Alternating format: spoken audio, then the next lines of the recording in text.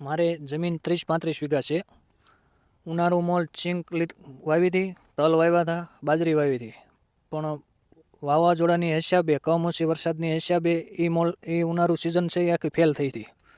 અત્યારે હાલની અંદર કપાસ અને મગફળી અને શેવડી વાવેલી છે. તો એની અંદર તે શેવડી બધી પડી ગઈ છે.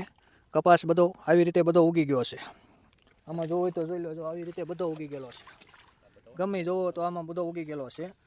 ખેડૂતની આવી હાલત આખા ગામની અંદર છે.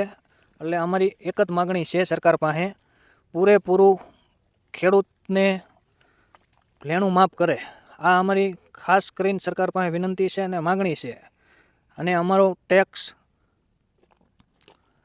વીમો અમારો છે એની હિસાબે અમે ખેડૂત પાસે માગણી કરવી છે. અમે કાંઈ હાવ એમને માગતા નથી.